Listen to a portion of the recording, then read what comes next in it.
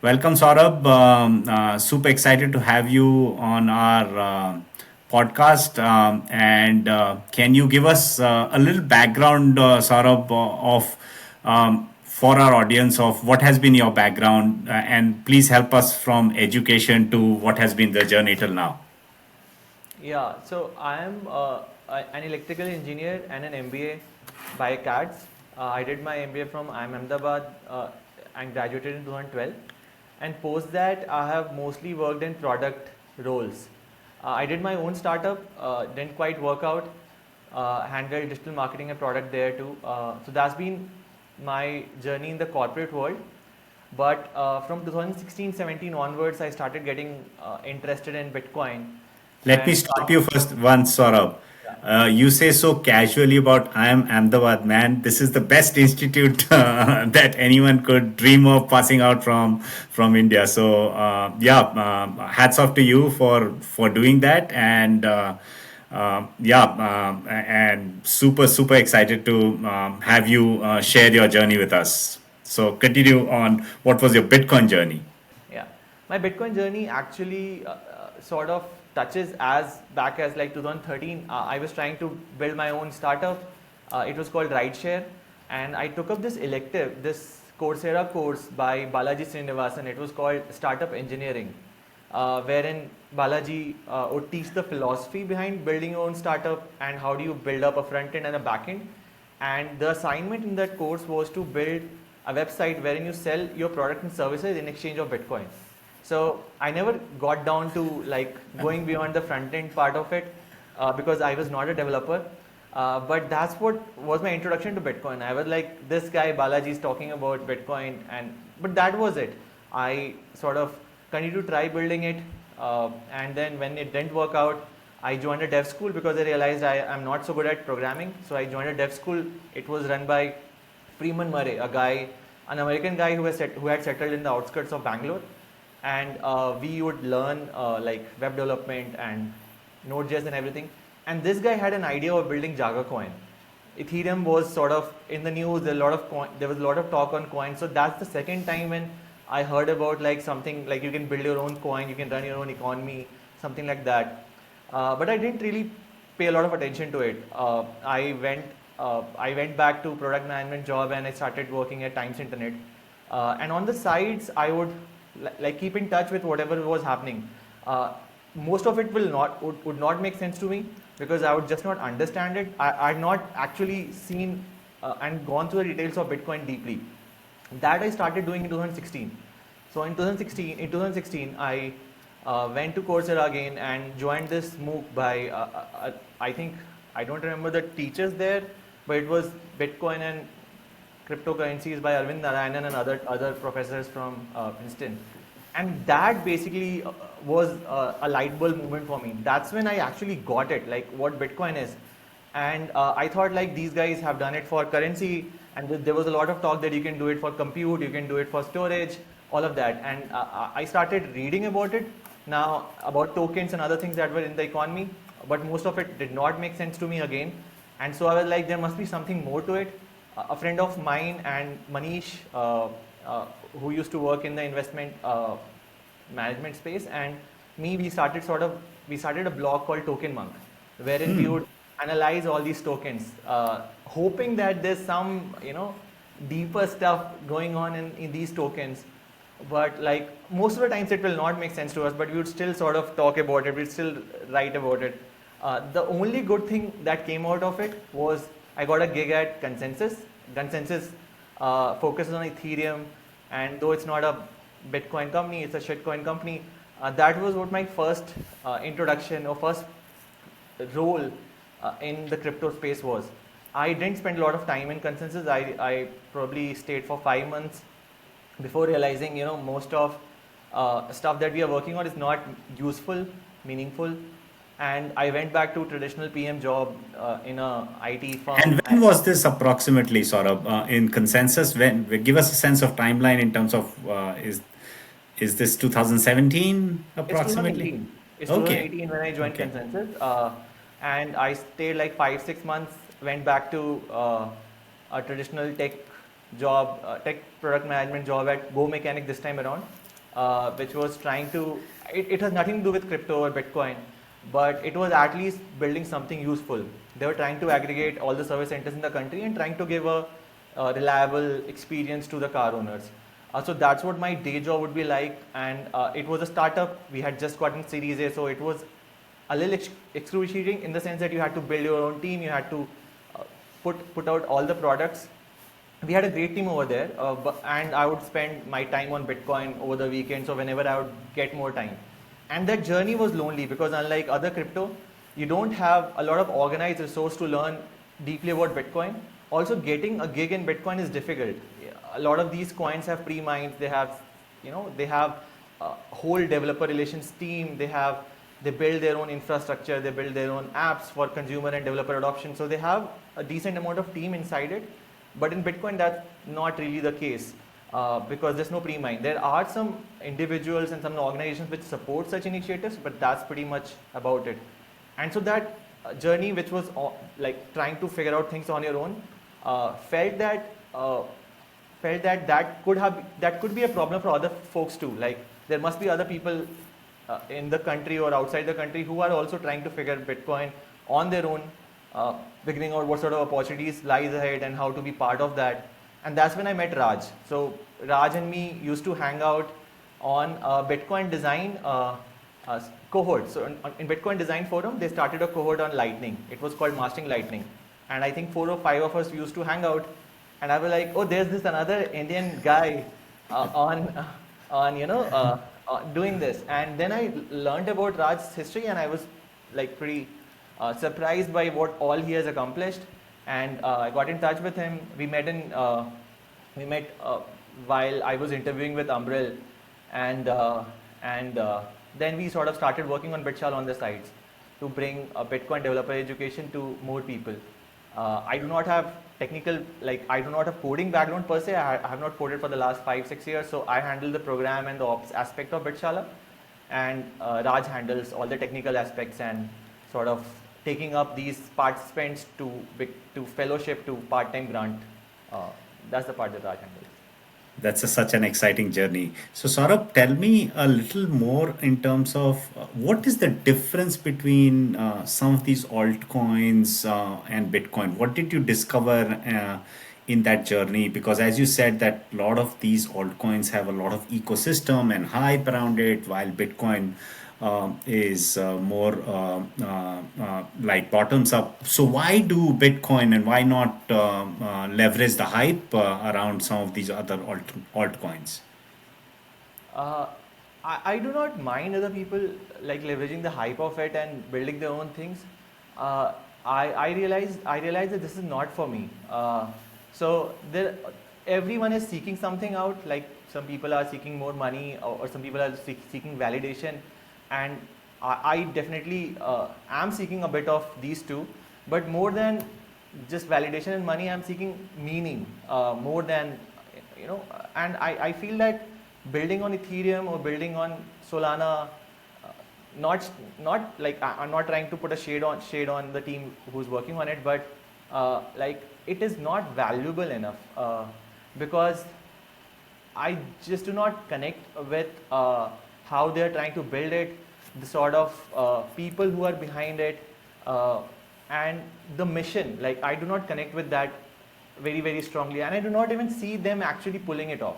Like I'm skeptical of them actually pulling it off. So that's my personal reason. I can delve a little deeper into why I feel so, but that's the reason. And what is that attracts you? What is it about Bitcoin that attracts you, and why do you find meaning in there? Yeah. So in a way, I think a lot of us would have felt part of the need for Bitcoin from things that we experience in daily life. For example, inflation, or the fact that a lot of times centralization has led to like wrong incentives in place.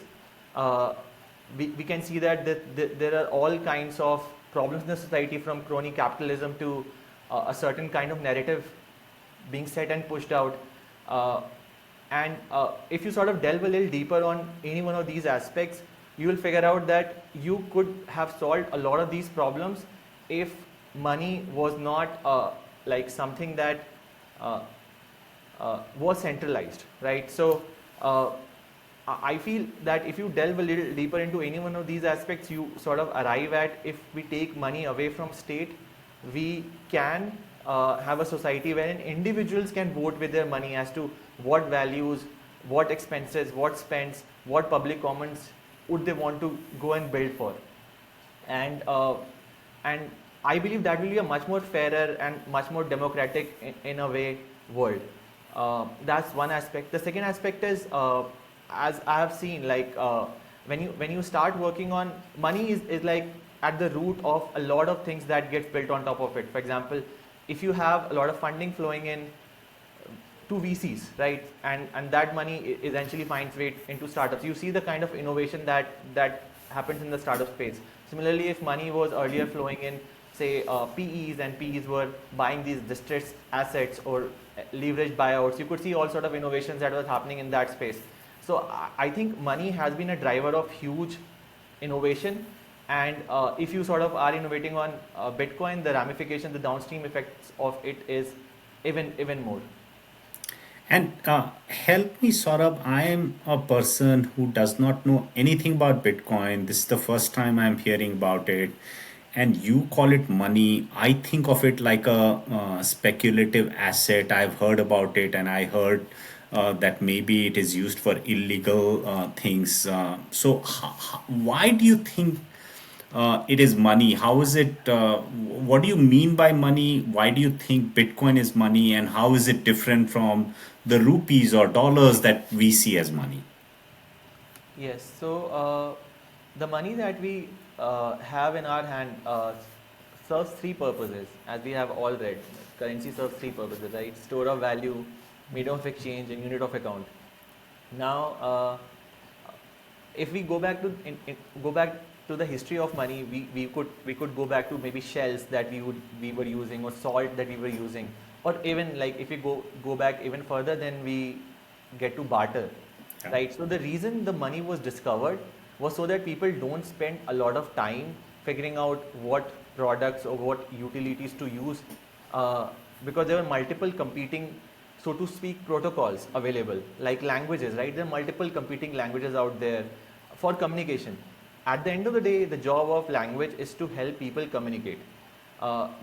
The most popular language in the world right now is English, because though there are great languages like Sanskrit and Hindi and Persian and Chinese, uh, somehow English sort of won over. And even if you're chatting with like AI, and AI is sort of giving you data, querying a certain unstructured data and giving you back response, you talk with that AI preferably in English, right? So over time there are network effects on these protocols, and one or the other standard wins out. For the longest time, for the longest period of time, gold used to be that kind of money. There are properties as to why gold did win out, but for the longest time in the history, gold was that considered to be that form of money, because it was scarce, it was like malleable. You could change the forms of it. It was sort of private in the sense that you don't have the history of it as to whom did it belong to. Once it is with you, you can maybe erase the stamp which is on top of that gold coin and reform it, right? So all of that was there. The only problem with gold was it was confiscatable and it was difficult to transport. And that's where cash, which is a fiat money, solved those problems. So fiat made like the liquidity problem go away of gold. Like it could be broken to smaller parts now. But fiat also introduced new problems, which was centralization. So for example, if there's a bank which is keeping the gold and issuing those gold backed papers, uh, like they were holding all that gold, and over time what happened was they just at one fine day they just declared that there's no gold backing the currency that you are using.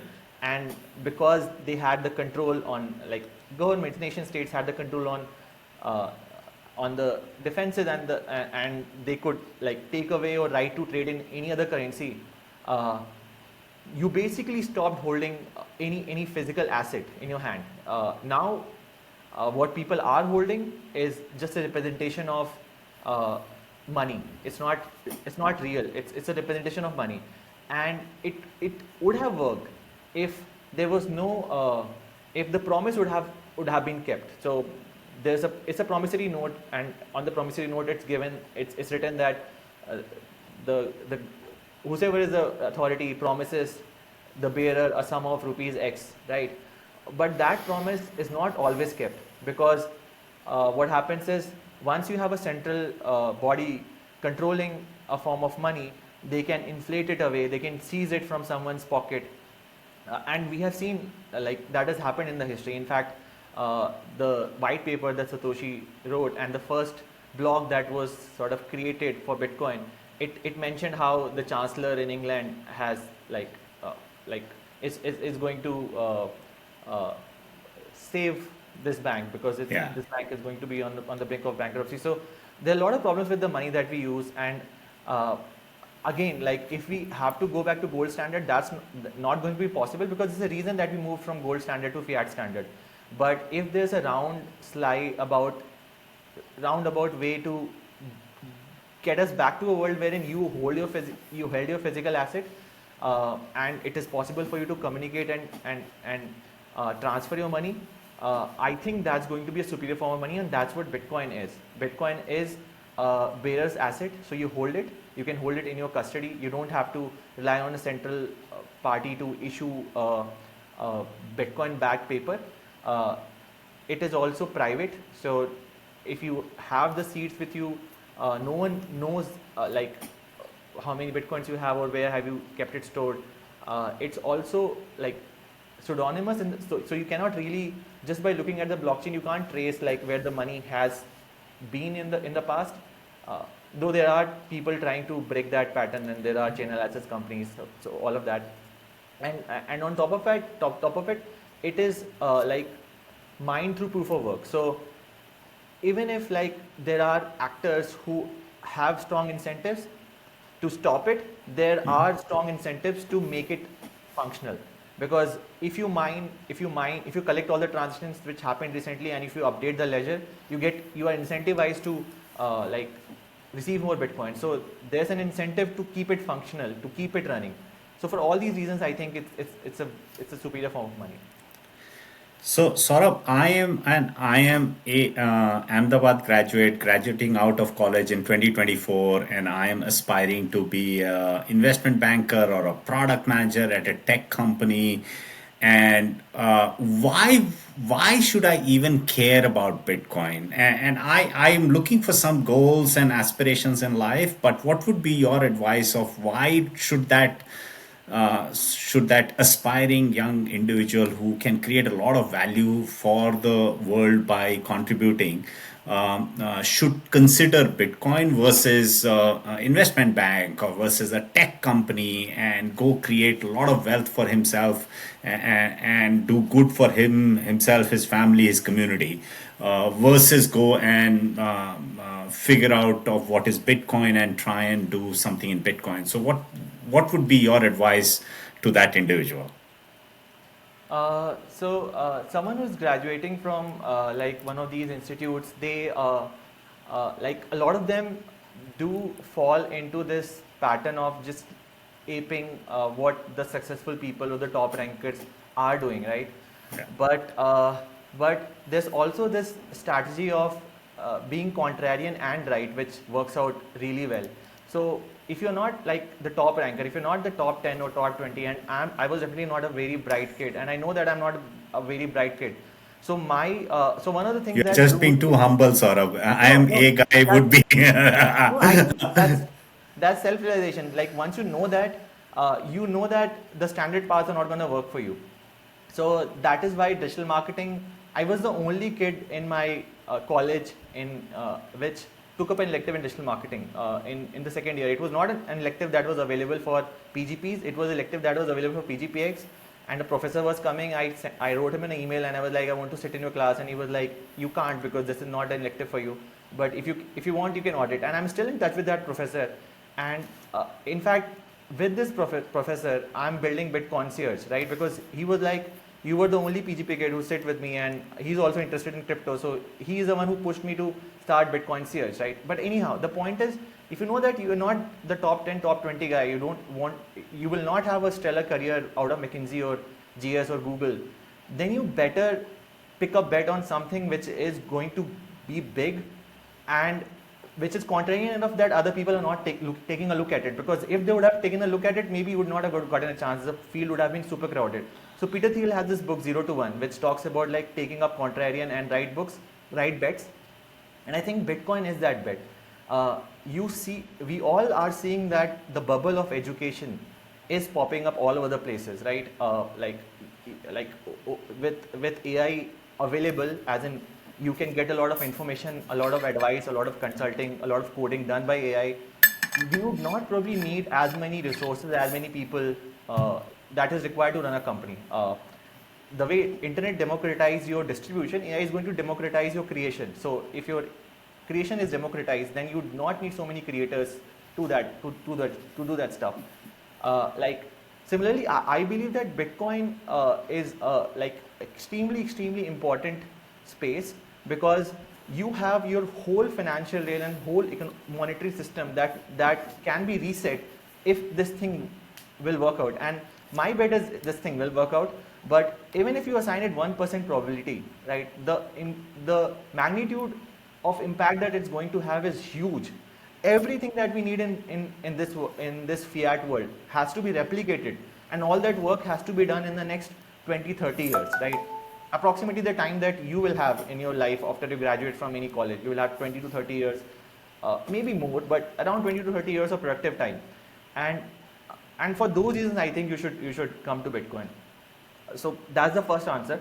But if you have actually gotten a little deeper and you figured out like a certain problem in the society actually keeps you awake, or you are driven to solve that. For example, you are like disturbed by the fact that the internet is dividing people, or you're disturbed by the fact that there's this new war that's plaguing like all sexes and all kinds of people, and you sort of delve a little deeper as to what the main cause of it, then you will arrive at the fact that the main cause of it, I mean, I will not probably get into political and philosophical debates, but you would arrive that Bitcoin solves a lot of those problems too.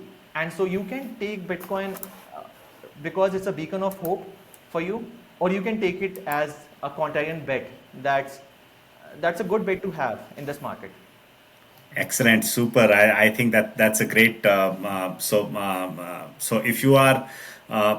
if you're wanting to take a contrarian bet, this is the best contrarian bet. If you have aspirations and some idealistic dreams still alive after you've passed out from college, then this might be still another opportunity to still be economically well, plus fulfill those idealistic dreams. Absolutely. I think that's the reason why you are doing it, right? Because I guess we have had a conversation earlier and you told me how satisfied you were with your Amazon job, but you quit it because this was one opportunity that was not only financially lucrative if it works out, but also every day of your life that you will wake up, that you will work on it, you'll feel Yeah. that you are building something meaningful. Like you are being the Michelangelo of your generation. Most of us, like our lives are limited, and so most of us just look at like getting a certain position in the company or increasing our paycheck by 10%, 15%. But we are not, like most of us are not building cathedrals, or we are not building like great temples that will last 300 years and 500 years.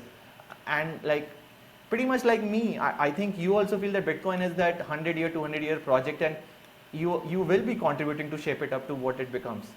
Yeah, so I think it's the biggest asymmetric risk that asymmetric return versus compared to the risk that it presents. So I think it's the least risky and the most opportune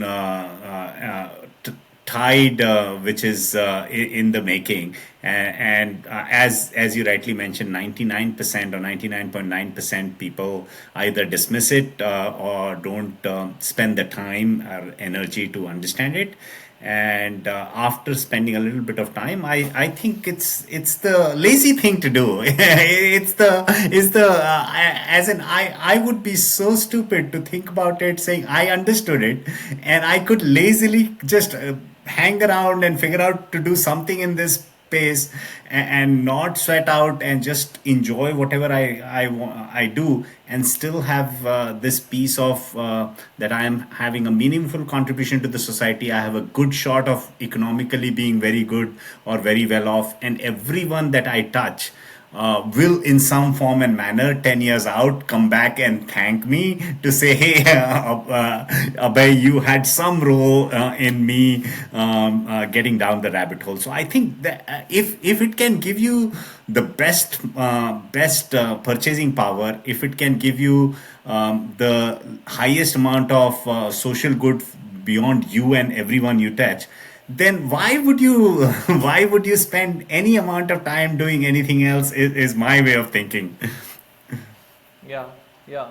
And once you get in the rabbit hole, like you every day find new reasons why you should continue to work. And there's so much to be done. There's so much to be done. Yeah, Like yeah, every time that you touch Bitcoin, there's one or the other problem out there. Uh, whether you're running a company or whether you're an individual trying to use Bitcoin, there are hundreds of problems all around that needs to yeah, be solved. yeah, yeah. So Bitcoin versus crypto versus Web3, what are your thoughts? If I'm coming new to this space, and I have some understanding of Bitcoin, but I'm super excited about Web3 and crypto, what is your advice to me, to how to think about it? Any framework, any books, anything that you would recommend? Yeah, a lot of times the thesis that I believe is behind Web3 and crypto is let's do what Bitcoin has done for currency for other things. Uh, and broadly, I have sympathies for that thing in the sense that I would love if there was a way to solve the public commons problem that Bitcoin has solved for money. Uh, and you have all sort of public commons, then that's why you have centralization, centralized companies solving that. Uh, but I'm yet to actually understand, yet to actually appreciate in any other crypto, any other Web3 product or any other service which has actually meaningfully done it to us to any other space. So if you're convinced some company has done it, if you are convinced of that, then you look at like what sort of remuneration or what sort of financial incentives you are getting. But if you are getting sucked into a crypto or a Web3 because of the promise, and you have not actually looked into how realistically well they actually have a shot at solving that problem, and they're offering you a job which pays decently well, know that that job is not going to last, or like know that it might just happen that they are selling that fake promise to investors or to even retail investors, retail people, and they're sucking that money and giving it to you. So you're complicit in that scam, so to speak. So I would say, and this happens in a lot of startups also. This happens in all sort of companies wherein certain promises are made. We will do this, funds get raised, and then it gets shared with all the people who are trying to join together and solve that problem. And it's okay. Sometimes the promises can be like an aspirational promise, and you don't have to have a vision or a path to get there on day one. But there should be a path to get there. And if you go to such a company and you realize that it's not going to happen, it's what they are promising and what the path that they are taking, it's not going to happen. And if you realize that in 2 months, in 3 months, in 1 month, you drop that, you move out, you burn your bridges, and you move out. There's something called sunk cost fallacy. So a lot of people in Bitcoin have like delved with shitcoin in their past. I haven't bought shitcoin, but I did have a blog talking about like what a certain coin is trying to do, what this base coin is trying to achieve, what Blockstack is trying to achieve, all of that, right? Uh, this was an attempt. So I'm okay if you are giving it a shot, but no, like spend more time figuring out like do these people actually have a shot at solving the problem that they're trying to solve, and don't just limit yourself to your GD, which asks you to write a Solana contract or a Solidity contract. Like go a little beyond that and see what is the ecosystem, what are the people trying to achieve, and how much of a realistic chance they have at actually achieving it. Because then only your job will last. We take up our jobs.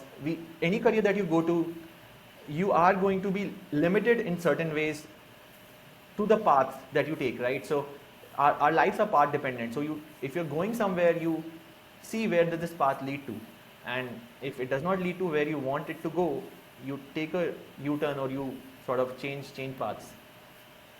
Great. I'm your colleague from 2012. I'm Ahmedabad, and a great old friend, or maybe a roommate or a wingmate. And you are a really good well wisher for me. Will you advise me? And I have not bought any Bitcoin, and I am investing a lot of money into. I'm doing well for myself, and I'm doing a lot of real estate and stock investment, and I think that's the right way to protect my wealth. What would you advise me to buy Bitcoin at all, or would you say, hey, if I'm comfortable doing real estate and stock, then I should stick to them? If you're a close friend of mine and we are close buddies, I'll tell you right away. This is how you order your, self custody kit. I have a spare, I have a spare kit lying. I think ledger lying. Here it is. This one, this ledger, right? So I'll just gift it to you, and I'll teach you how to get some small amount of sats and hold it in your self custody. That's what I'm gonna do. If you're a close friend of mine, otherwise I'll tell you to do it. Hold a small sum, like don't hold a lot of money, like hold small sum of Bitcoin and hold preferably like hold it in self custody, and yeah, so that's what my advice is going to be. And people might have questions as to why I should do that, or they might not listen to me, and that's totally fine. If they're close friend, I am gonna just tell them that do this. Got it. And why do you feel so strongly about saying they should do it? If it's a close friend, you will make them do it. Why will you make them do it? Because okay, one thing that I would definitely ask is like what sort of horizon they have. So if they do not think there's any use of certain percent of their capital, 1%, 0.5%, 10,000, 20,000 rupees that you can park for 5 years or some X This is years. an IMA 2012. So he's talking about at least couple of lakhs. And he has a long-term horizon because he's wanting to buy an under construction property and 10 years out horizon. And he Yeah. thinks it'll give him a good return. In the past, it has given a good return to everyone who's invested in under construction property. See, the thing is, Bitcoin is a 100-year revolution, and I'm not even sure about the timelines. Like, I'm not sure it's gonna work out. A lot of people are bullish that it will work out in the next 20 years. I am not super bullish on that. I would love if it works out in the next 20 years because that's all that I have in my work career left. But irrespective of the fact that I believe that there's a realistic chance that it will work out in 20 years, but it might take longer. And so I would not want them to take huge amount of risk, but I would want to nudge them so that once they have some money, they are incentivized to look into it further. Bitcoin is not a static piece of technology, right? We did not have like self custody so commonly available. We did not have such arrangements of hot wallet and cold wallets a couple of years back. Bitkey has come up with that, and there are more and more innovations coming up. Like in place of seed, there are talks of now using border wallets or something like that. So people have to keep on top of it to sort of. I remember like I was working with 21 Towers earlier, and there was a client of us who were pitching our service, and he was like, bro, I bought Bitcoin because you told me to. Then you told me to buy self-custody kit, so I bought another hardware wallet. Then you told me to do it multisig, so I'm doing it multisig. Then you're telling me that you will become a custodian. I'm just spending all my money. Where's the return?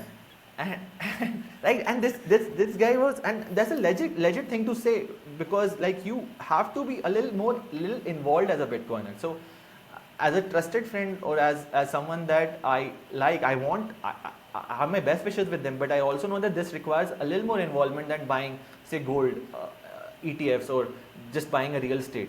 Also, also the taxation part, right? You need to help them figure out the taxation part. You need to help them figure out the inheritance part. What happens if unfortunately they go away? Or what happens if they lose the keys? So if they lose the keys for a couple of thousand, it's okay. But if they lose the keys for a couple of lakhs, like all of that. So I would want to be warm to this. I would want to sort of experiment with this, and then as they gradually read more, because once you invest, you start reading a little more about it, you start participating in it, you will probably jump and do it. Yeah, so it's like you're warming someone to yoga, or you're warming someone to like a piece of sovereign technology, which is great. you don't sort of ask them to leave their day job and become a yogi in Himalayas, right? It's great, but they have there's certain lifestyle that they are accustomed to. They will not be able to like spend 12 hours on it. They will not be spending 2 hours every day on Bitcoin. So I think a slow and gradual start is a better start in my opinion. But I'm very conservative, and but that works for me. Yeah. Got it. And now I am another friend who's the CFO of a, small and medium sized enterprise, and I have 100 crores in my balance sheet. And some people have been talking about saying I should do at least some portion of this into Bitcoin. And this guy calls you and says, Saurabh, you are the Bitcoin expert. What would be your advice to this guy? Yeah, so my advice will be if you are running a company, a big company, and you have got like spare cash in your bank, uh,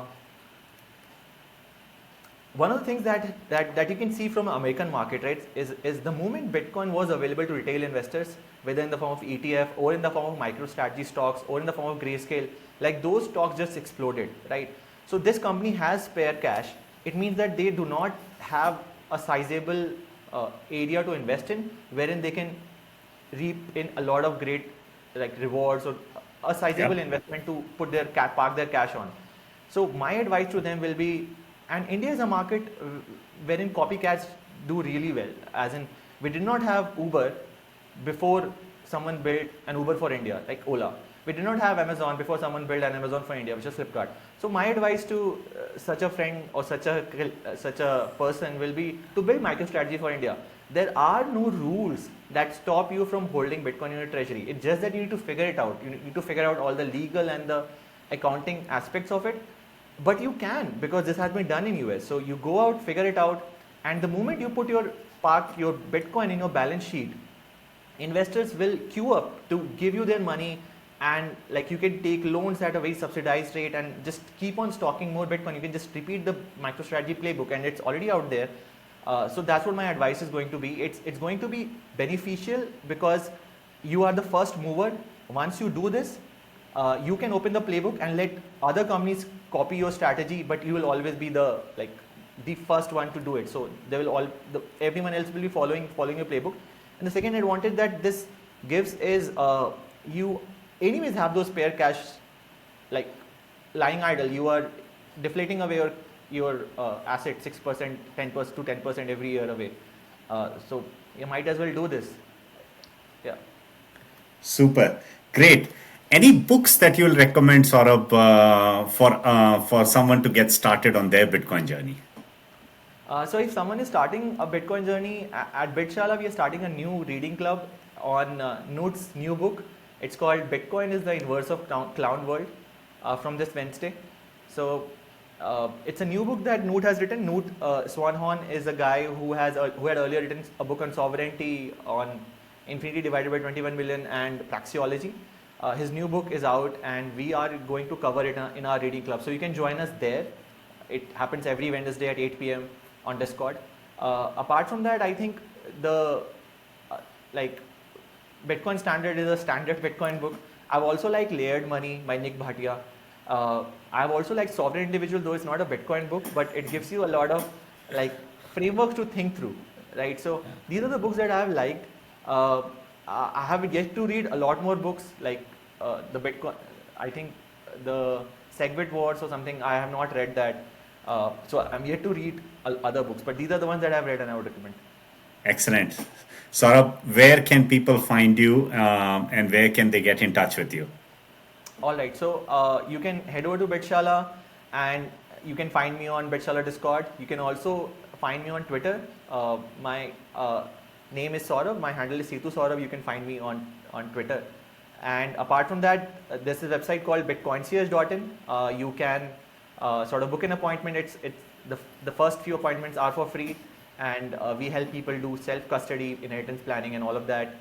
So you can connect with me over there as well. Talk a little bit about BitConcierge before we wrap up. Of what is BitConcierge, what kind of people you would think should use it, and if someone connects with you, what should they expect to get out of it? Yeah, so BitConcierge, like Bitshala focuses on technical education on Bitcoin. The idea behind BitConcierge was to offer uh, non-technical education to people who want to hold Bitcoin, want to buy Bitcoin, who want to do inheritance planning or taxation around it.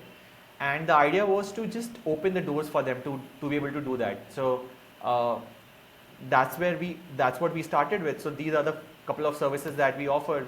The idea is to bring in more mentors and advisors to help you on your journey of Bitcoin accumulation and keeping it securely. So what you can do is you can head over to the website, you can book a calendar meeting with any one of the mentors, any one of the advisors, and get guided through the course of doing it.